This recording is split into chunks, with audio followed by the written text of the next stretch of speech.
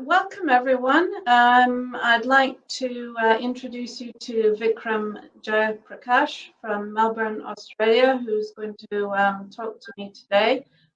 So just to start off, I'll ask Vikram to just maybe tell us a little bit about his background and how he got into hair transplant surgery. Sure. Well, Nilofer, first of all, thanks very much for having me. It's a pleasure to be here, pleasure to talk to you. Nice to see you again. I'm based in Melbourne, and I've been based in Melbourne for 7 years now. I was in New Zealand before that. I was in New Zealand for 10 years. And I do hair full time now. And I've been doing that for the last 10 years. How did I get into it? It was kind of by accident, really. It wasn't sort of by design, or there wasn't sort of a key pathway. I came through general practice initially, and then I was doing cosmetic and anti-aging medicine, and then sort of fell into into hair transplant that way. Great, that's lovely.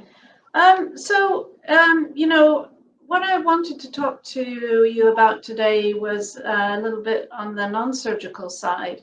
And we see on the internet that there's a lot of advertising for transplants, but you don't see things like, say, come and have your hair loss treated. They say, come and have a hair transplant. But we know, those of us who are in the field, the importance of the non-surgical treatments, especially since hair loss and genetic hair loss being the most common form of hair loss is a lifelong condition. So, what I wanted to ask you is, when a patient comes along to you and they say, oh, doctor, I just want a hair transplant and I want, just to fix my hair once and for all, and that's it, and I don't want to do anything else.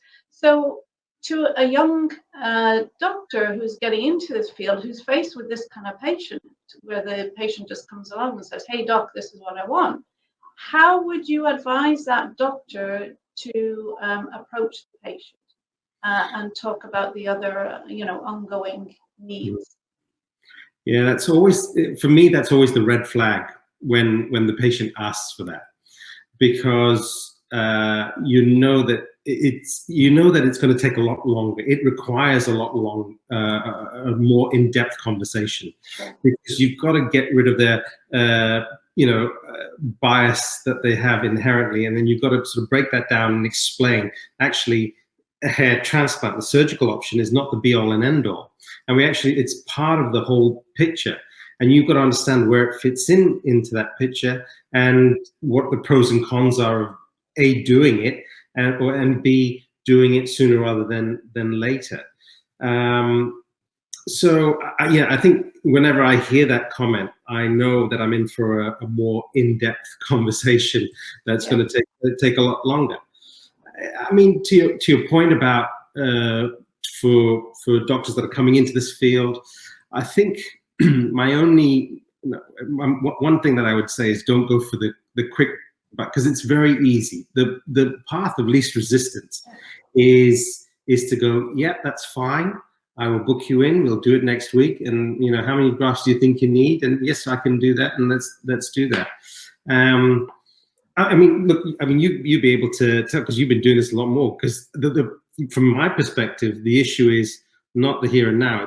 It's what happens in 5 years' time, what happens in 10 years' time, what happens in 20 years' time. And that's the problem, because if you give into that short-term gain of, right, let me book the patient in for surgery, let's do that, and then we can move on, inevitably this will come back and bite you later on. You'll get a patient that is either unhappy, who's had a bad outcome in terms of further loss and poor donor availability later on. So I think it's a long-winded way of saying, be patient, have that conversation, because it bears fruit, in my mind, in the long run, when that patient does come back and you've got the flexibility of being able to manage in a variety of ways. No, I agree with that approach, and I find the same thing. that you have to spend a lot more time with the patients and educate them. Because if you don't, what'll happen is they'll go down the street and they'll get something done inappropriately. And then you'll see them in, 2, 3, 5 years time, and they've lost a lot more hair, had a hairline, for example, that's too low for them, that may have been appropriate at the age they were, but then later down the line. And I mean, over the years, I've had many, many patients come back to me who've had surgery even 20, 25, 30 years ago, and they say, if I knew now, I knew then what I know now, I would never have had the transplant. Isn't that the most heart-sinking conversation you can have? I mean, I've heard that a few times, and it just, whenever I hear that, I just go, oh, that's just. And what's more, if you hear the conversation where they go, I wish someone had told me this before. And I think that's the bit that's, that's the bit that we can do, be better at. As a group, we should be able to get out of our own way in terms of trying to book surgery, but instead educate the patient and say, listen, these are the options, these are the pros, these are the cons, and then based on that, what do you think? Okay, that's great. So that leads me on to asking you, what is your personal regimen for putting patients on medications or other non-surgical treatments, and what age is appropriate for these? Yeah, look, I think that varies. I don't necessarily have a sort of a strict pro forma. I will I will assess the merits of each one based on the patient. And so I generally, how I approach it is that, first of all, we go through the whole process of history taking and diagnosis, etc. And then I go through it in a structured format, in the sense that I say, let's for ease classify it in medical therapy and also non-surgical therapy in terms of blocker therapy, in terms of stimulation therapy, and I'll go through each one. What are the pros and cons? And what are more importantly, what are the expectations? And at that point, I like to get feedback from the patient, because a lot of them will come in with sometimes preconceived notion of what they were looking for. Sometimes they will come in with a preconceived notion of what they don't want and why they don't want it. And so I'm seeing a lot. I don't know how you feel. I'm seeing a lot of resistance in people taking finasteride. They've read everything about finasteride, and they go, listen, I don't want a bar of it. And then you have to sort of break it down and go, right, okay, well, this is, these are the pros, these are the cons, and then look at that. And so in a way, I'm happy to a certain extent be guided by what the patient wants. But then also, if there's someone who's relatively young and they've got a more aggressive balding, then I probably will be more aggressive in terms of therapies that I'm looking at. So I'll be more inclined to, in that individual, look at blocker therapy with finasteride. In terms of age, I think if we're talking specifically, and we can go dive deep down into this if you want, but if we're talking about finasteride, with generally, if they've passed that sort of adolescent where they've gone through puberty, then I'm quite happy to start them on finasteride. If they've got evidence of androgenic alopecia and it's significant enough that they're losing a significant amount of hair, then I'll absolutely consider that.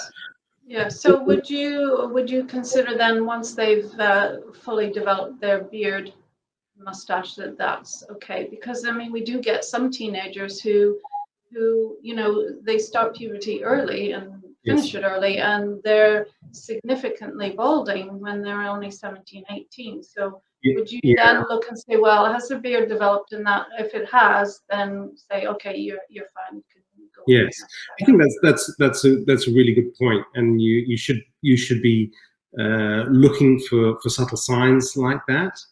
And again, you have to weigh it up with how aggressive the hair loss is. Are they someone, you know, potentially if you're in that gray area and you're not sure, do you just go, right, well, let's just use stimulation therapy with topical minoxidil? We know we're safe in that respect. Try and persevere with that and see if we can put you in a holding pattern for another 12, 18 months. And then you've got past that hurdle and you're feeling you're a little bit more on firmer ground to do that. So I think you have to look at each individual case, you know, on a I agree. case-by-case basis. Sure. Yeah. No, I agree with that entirely.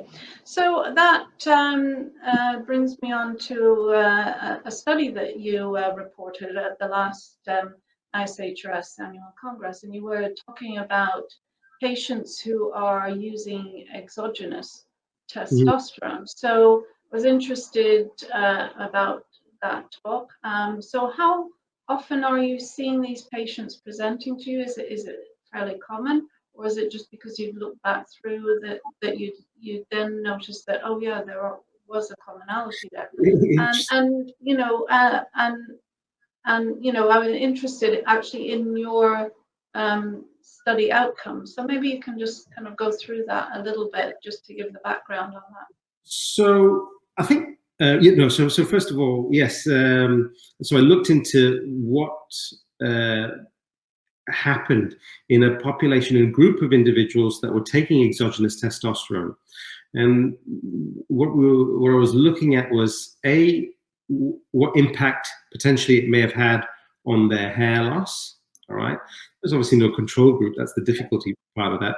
And then how did that impact what we decided to do with regards to therapy in terms of dosing of therapy, specifically with finasteride?